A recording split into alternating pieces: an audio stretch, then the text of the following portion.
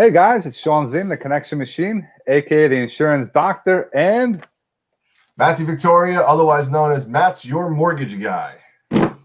another weekend, another long, good week. How was last week and your weekend, man? Last week was great. Weekend was awesome. I was at my aunt and uncle's marina in Greenwood Lake, so we're doing a little fishing, and they're getting ready to put the docks in there, so that'll be kind of cool. Yeah, we had a pretty good weekend myself. Just stayed local, did some little walks here and there, and it was enjoyable. And just trying to find. I only have this in my personal page, but it's not showing up yet. Let's see something here. See if StreamYard messed this up. It's not showing on my personal page either. Oh, just Very odd. I'm looking at it. Bear with us, guys. Technology. Yep. Always technology. I don't see it at all. I see it. Maybe it's not showing up. Is it in the group? I don't know why it would be in the group. We might have to start this over. That's the problem sometimes when I do the technology. Good old technology. No, it's not here. So where is it being shown? All right. We're going to have to redo. Let me shut this down. On my personal feed. It's showing up in yours? Yep. Yeah, it's on yours too. It's right here. Right here. I'll put it over here. Interesting. Ooh. I don't know why it's not. I scroll down a little bit, but it's down there. Oh, maybe that's what it is. That's what There we go. Hey, we're there. We're live. We're making it happen. We back to the weekend, is trying to be active, making sure that keep the health in check. And we got like 4 or 5 pre-approvals over the weekend. So people are working, people are buying. It's happening. People are saying it's slow. No, it's not slow. It's been actually pretty smooth sailing. Depends on who's working it, who's out there doing their thing. So it's important to always plug away and plant the seeds for sure. But I love the topic that we picked to discuss today, because a lot of agents out there have call reluctance, and people in general have call reluctance. They just don't want to make the call. They rather just text everybody. They rather email everybody, message everybody. But getting onto a call like we're on basically a call right now, but they're afraid of rejection, I think, is a big thing as well. And that's something to overcome. And the only way to overcome it is to practice, to continue doing it. Smile and dial. What do you think? Without a doubt, the biggest problem that I think people have is that they think they have to sell something, right? So you freeze up and you're like, oh, I don't want to be rejected, or I know what's going to happen. And part of it too is if you know the outcome, then you're already kind of screwed off the bat, because if your outcome in your mind is that they're going to not be interested, then you're already done. So first off, you have to visualize what your outcome is. Secondly, it's not a sales call, right? If you're a realtor, you don't own anything, right? There's nothing that you own that you are selling. You are not selling the house. Just like me, I'm a lender. I don't own the money that I'm lending out, right? It's all service. So for people that have call reluctance, think about this for a second. What are you doing? I'm calling you to have a real estate conversation. That changes the whole scope of everything, right? I'm about to like ninja your mind right now. Like, oh, wait a minute. I'm not selling anything? No, you're not selling a damn thing. So if you're not selling anything, how do you get rejected? You don't. Right? Same thing if you go into a bar and you just go and talk to a girl, right? If you're just going to have a conversation, there's nothing to get rejected on. There's no offer on the table. So it's the same thing. And I equate everything always back to dating, because it's the same thing. Whether you're selling her, she's selling you, as to not, it's always a sale, right? But call reluctance starts with your conversation that you're going to have or what you want out of it. So my suggestion to realtors is have a conversation about real estate. Oh, hey, I saw that you were interested in buying a house. No, not right now. And so what's the atypical realtor response when they say, not right now, I'm not looking anymore? What do you think it is, Sean? Oh, here's my phone number, here's my email, and get back to me when you're ready to talk. That's a quick little, takeaway that some of these agents will do. And you're going to now you're leaving the conversation or leaving this engagement in the hands of the person, having them call you. That won't happen. That's something that is an old way of, I guess, doing it and trying to be less salesy. People think, oh, you're too salesy. But going back to having conversations, the one beautiful thing with real estate, you have something to see and talk about. Insurance is boring as hell. Nobody knows. You don't see it. Mortgages, yeah, at least you have some numbers. I have some numbers. We could talk about dwelling coverages and liability limits, and it's so wonderful. But you have something to see. Use that. Tell stories. Find out about. Go deep with people on the phone or in person or on a video call. Don't just be an order taker. That's what I think in my world, in the insurance world, a lot of people are in the insurance, they're all order takers. And I don't want to be that way. I want to make sure I'm a resource to those prospects. Well, I like to play a little game, and the game that I like to play is who's going to hang up first? How long can I go into a line of questioning before you're going to hang up on me? And I'm okay with that because, you need to have no's in order to get to the yes. Morning, Jim. What's up, Raul and Jim Flanagan? What's up? What's going on, guys? So, Jim must know this well, call reluctance, how to deal with it. And especially with newer agents or agents that have been in the business for a long time, they kind of get a little burned out, or maybe they can't handle the changes that have come in the industry itself too. So that's why if you're just calling to have a conversation about real estate, there's absolutely nothing to get rejected on. All I want to do is I want to call you to help you. That goes back to an abundance mindset. How can I help you to get what you want? Oh, we're not looking anymore. Okay, can I ask you something? What's changed since that time and now? Or, here was another great one. Or if you could buy right now, what would you buy? Or where would you buy? Where would you like to see yourself? Just keep going with the conversation. That's about just having the conversation. And keep digging too. They might have family members that might be buying. They might have a neighbor that might be buying. And if you don't go deep with these individuals, these prospects, leads, whatever term you want to use this for these people, you're not going to ever get to that. And it's, oh, I didn't get the listing or the buyer. You just have the wrong mindset going into the call itself.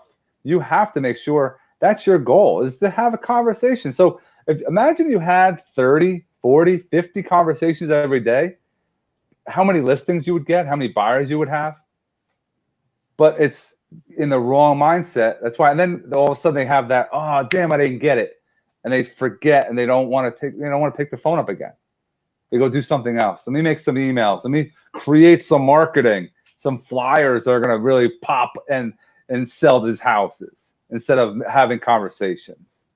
Jim just made a great comment. He said he or she who asks the question controls the conversation.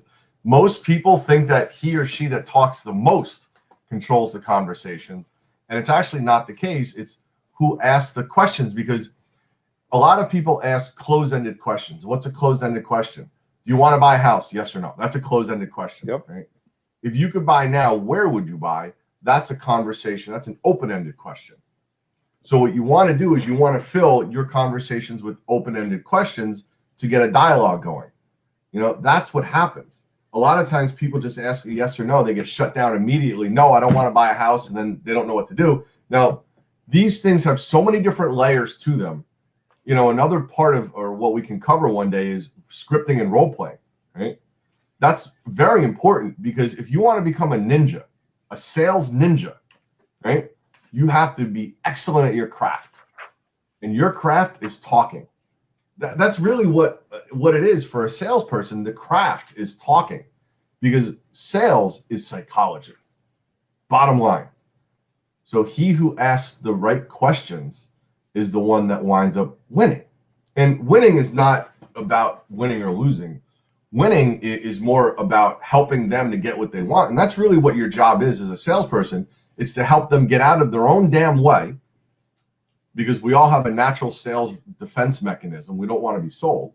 Helping them get out of their own damn way to get what they want. You know, most first-time home buyers think that their house needs to be all of these different things on the first shot, right? Well, that's not the case. It's your first house. The average homeowner stays in a house between 5 to 8 years. It might be like 7 or 8, but I use I love stories. Stories and analogies are the best way to sell. So I use this story. Hey, let me ask you something. What kind of car do you drive? Oh, BMW. So was that your first car? What was your first car that you drove? Like, mine was a hoopty. Yeah. I had a 1978 Chevy Chevette that the only real option in the thing was that it had tires and a steering wheel. And that's how you equate a first-time home buyer. Hey, listen, this is your first house. This isn't your forever home.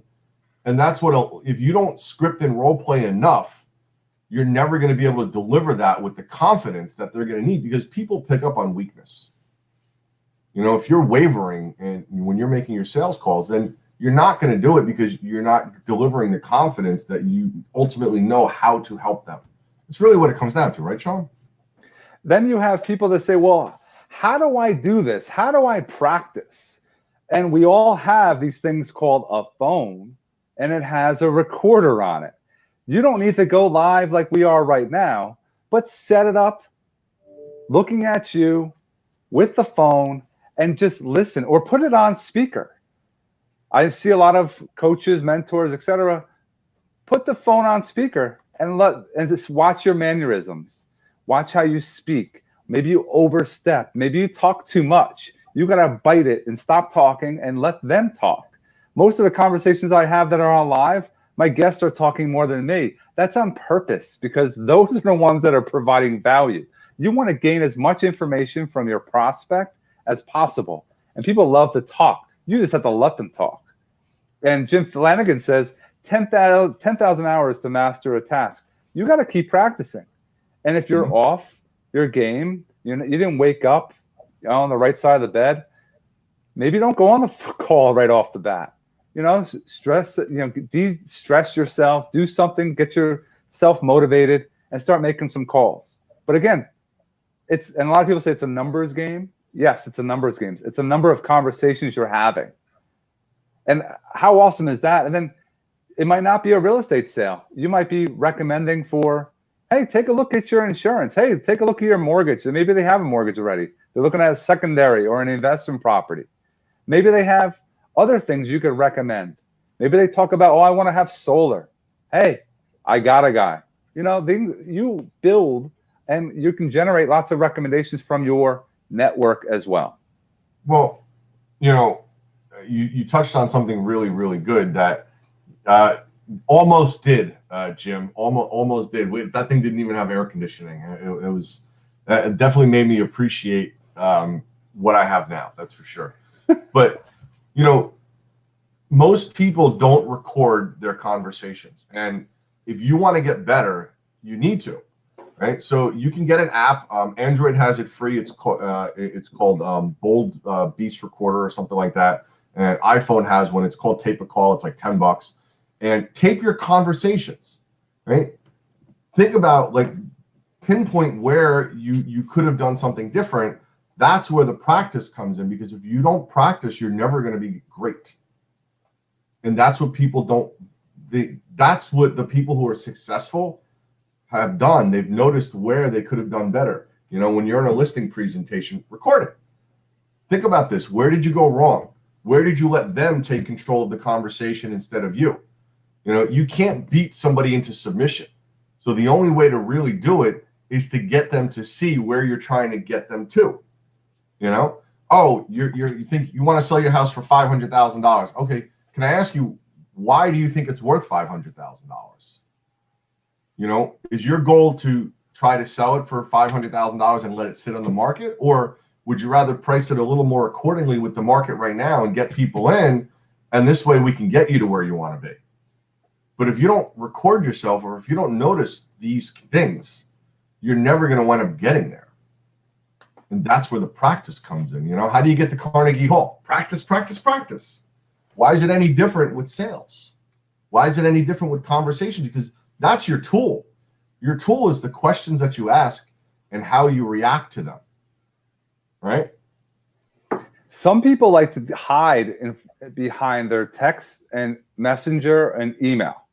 And that's all. That's the only way I communicate. That's the only way I want to, keep track of my conversations. But you don't have emotions. You don't feel the passion. You don't feel anything in a text or an email or a messenger. I like it that you're using those, because that's how you're supposed to just start, from a social media post to a messenger to a call. But if you're not getting to a call, you're not going to really know what's going on with that person. You can't read them properly. And if you want to take it a step further, do a video call. Set up everyone has a messenger. Hit the video and let's see each other. Or do a Zoom call if you want to be really efficient. Or a StreamYard. Like, I love this StreamYard. It's something that will provide more value. But again, you're going to see them face to face. Oh, I don't like the way I look. Well, they're going to know how you look in the next couple of days, whenever the heck you do see them anyway. But hiding behind, a computer or a text is not the way to go. It's something that gets you, it's not something I like to do. Get out of your comfort zone. Watch what happens to your business when you jump past that little comfort zone that you have. Well, true growth doesn't happen until you're uncomfortable, right? So if you're comfortable, that means that everything's the same. It means that you're not growing. So you have to do things that make you uncomfortable to be able to grow and to get better. So let's say you have these people that you're calling, and let's say you can't get them on the phone, which happens a lot. We're in sales. We answer our phone just about any time it rings, because we never know who it is, and we're put together a little differently, programmed a little differently, if you will. But somebody who's just a regular W-2 employee, not doing any of these kinds of things, so maybe they don't answer their phone because they don't know the number, right? And they figure, oh, maybe it's a sales call, right? So what if you send them a short video text message? Hey, this is Jim Flanagan. Just wanted to reach out to you about your house search to see maybe if you have a couple of questions, maybe I can help you a little bit. Maybe you've been frustrated, with what you've been going through. I've helped a lot of people just like you, and I'd love to just have a conversation with you about what you're looking for, not what you're buying. I'd love to just have a conversation with you about what you're looking for. It leads to other things. You might be showing them a property that has a pool, and they don't want a pool. They've had pools in the past, and it sucks, and it depletes their savings, and they don't want to do the work. And then you have agents that just don't want to ask those questions. Oh, but I need to pay the mortgage this weekend, coming week. I don't have. Well, you're screwed. If you have right today, if you don't have anything in the hopper, you're not going to have the mortgage payment coming up for July. Because you're not closing in a couple days. It's 60 to 90 days. And you said something really good before, was the mood that you're in, right? And it's something that Jim just said. The 55% of communication is body language. So if you're not in a great frame of mind, then you know what? Might not be a very good idea for you to make that phone call. So what do? And this is where a lot of like Tony Robbins and all the other stuff comes in, like Jordan Belfort, NLP and all that other stuff, which is basically getting yourself into a better mood, right? So if you have something that you really, really like that pumps you up, maybe some AC/DC or Rihanna or Pitbull or whatever it is that's your flavor, could be anything, something that puts you into a better mood and mindset and frame of mind, do that, jump around, because motion creates emotion. If you're just sitting down, slumped down, like, how are you going to feel when you go and make your phone calls? That's going to come through the phone. My father always taught me, a smile comes through a phone. And it's so true.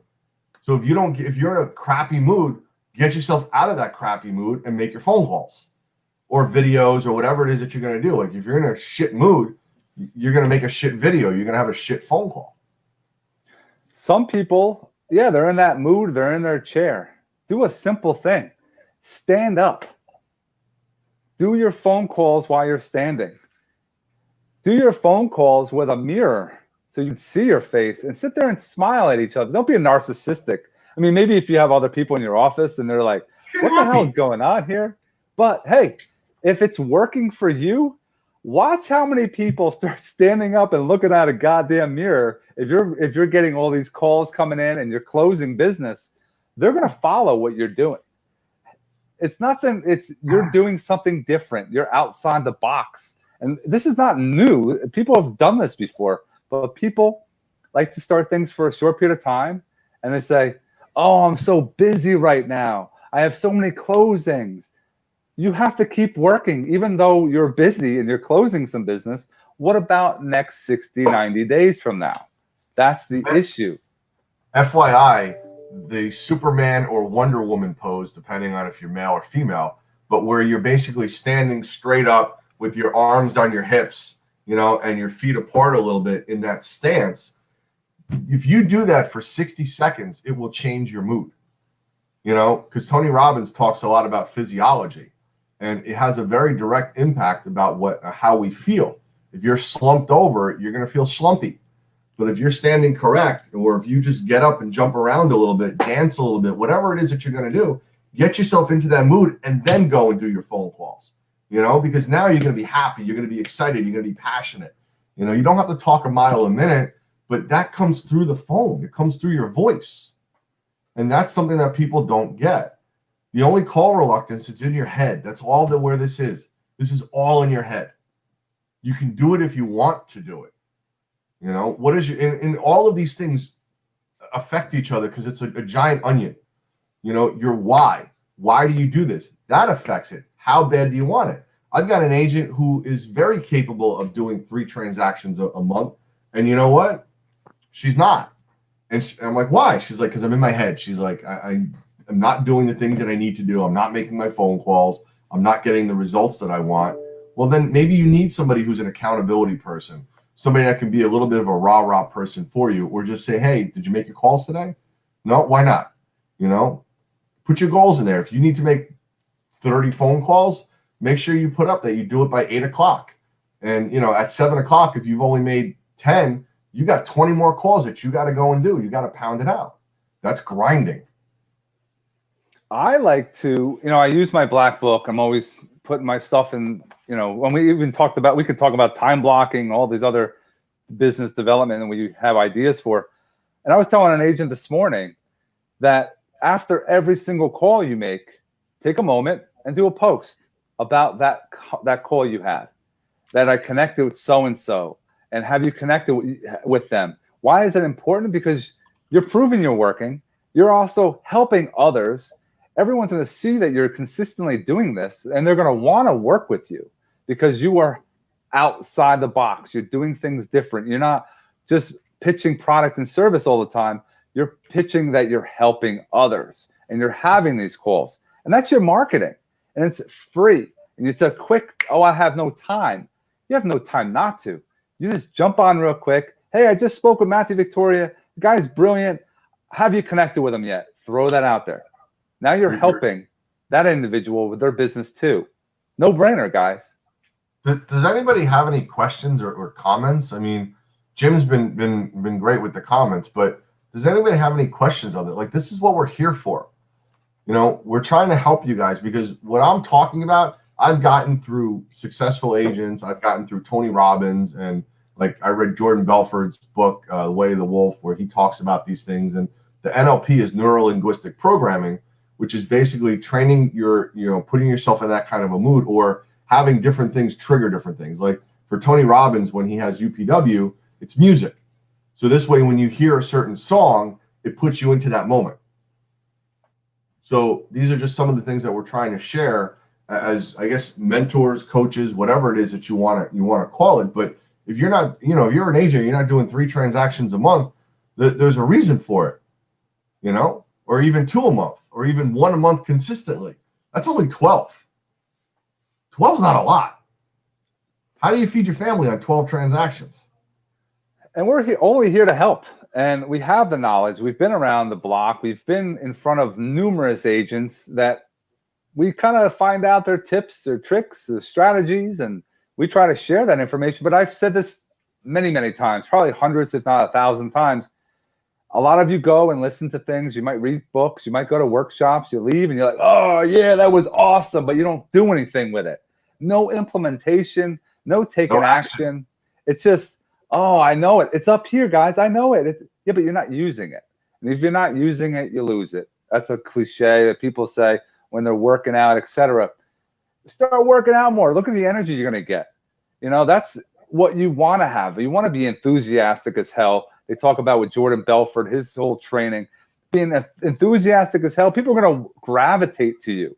But if you're on a call and you're like, hi, it's Sean Ziem. I'm calling to see if I can list your house. They're going to click, hang up on you.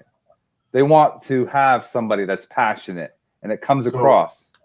And I agree with you. Jim just asked a great question. He said, do either of you believe we set ourselves up for failure by making our phone contact goals unrealistic?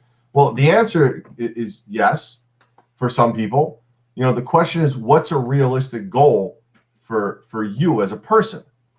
For you, it might be having 5 good conversations. For other people, it might be 10 or 20. For some people, it might be 30 phone calls to expireds and just blow through them. It all depends on what is good for you as a person, because we're all different individuals.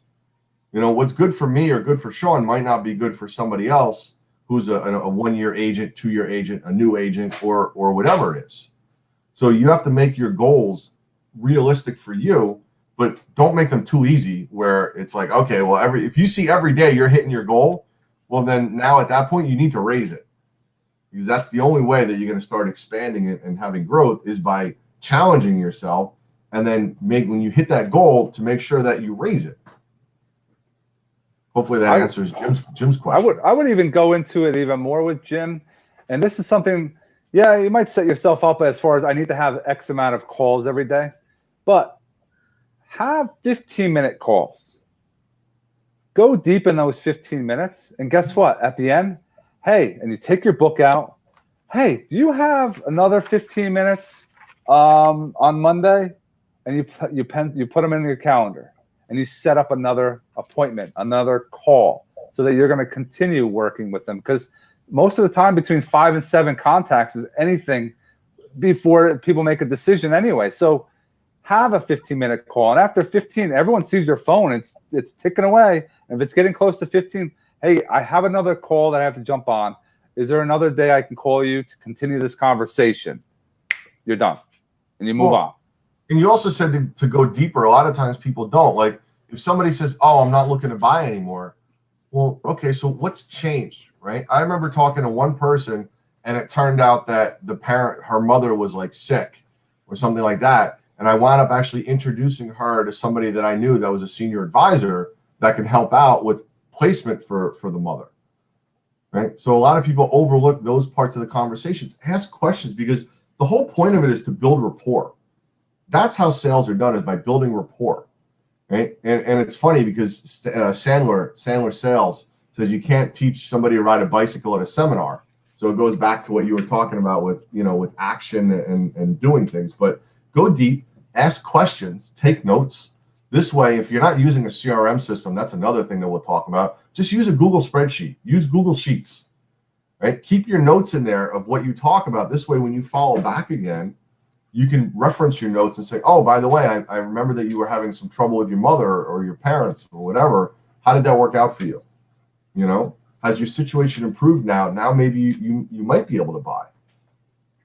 Any of those kinds of things. And that's just what having conversations gets you over call reluctance, because you're not selling anything. You're having a real estate conversation. ABC, always be conversing, right? Or as you say, always be connecting. They kind of all go hand in hand with each other.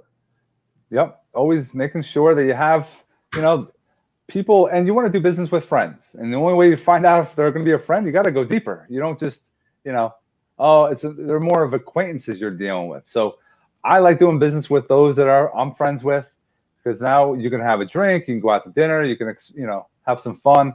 I want to remind people, we threw in the comments, join the group. as soon as possible, answer the couple questions that we have provided. It's in there. There's lots of value that we're trying to stir up and make sure that you continue growing. And if you have questions for us going forward, as far as topics that maybe you need some information about, maybe you want to learn more about, we would love to, curtail this and make it more personal to you. So please drop a comment of topics that you might want to hear us discuss and educate you on. Now, here's my last nugget that I'm gonna drop here is that find out what they do, right? Maybe the people that you're calling on, maybe they have a business themselves, and you can connect them with somebody else to help grow their business. You'd never really know, because you may not even help them buy a house, but they might refer you to other people. It's happened before. I had somebody that didn't take a mortgage with me and wound up referring me to 2 other people because I was honest with them and just had a conversation and just dug a little bit and got a little personal with them. And then sometimes there's business that you don't want to have, and you have to pass and tell them, hey, listen, this is not going to be a match. And that's a whole other conversation, because people say, I need a payday. There's people that should not be buying homes in the past, and then it's starting to happen again. They should not be buying a home, and you're providing a service, you're selling them a home, and they're going to get foreclosed on. And they're going to look back on this experience of like, wait, you knew about my financials, you knew about my situation, and you pushed me to buy still. That's another whole conversation we'll have in the future. Or firing clients who might not be good for you because they're going to wind up costing you more time than referring them out to somebody else and actually focusing your energies on something that's going to wind up being more fruitful quicker for you. So that's a whole other topic, Sean. Yeah, that's firing people. We're going to be going off like we have so much content to share with you guys. But if you want to be more personal, please drop a comment. Just a reminder, I do insurance in all 50 states. I have home, auto, flood. I do small business, general liability, workers' comp, and commercial auto, and life insurance. If you need health, disability, and long-term care, I have a person for you. I'm a financial specialist. My partner, Marty, we can do loans all across the country. So we are a direct lender, which means that we are closing, underwriting, funding everything ourselves. So if you guys have any questions, if you want some education on mortgage products, which can help you recognize opportunities quicker, rather than wasting 6 months with somebody and then figuring out later that they can't buy, well, I'd love to help you out, because I'll have a real honest conversation and kind of get to the nuts and bolts of it and tell them where they are. Are they an A, B, or C buyer? So this way you can free up your time and use it the right way. And we just appreciate you guys tuning in. And as always, we hope that you have an awesome day, and we'll see you next Monday. And happy Father's Day.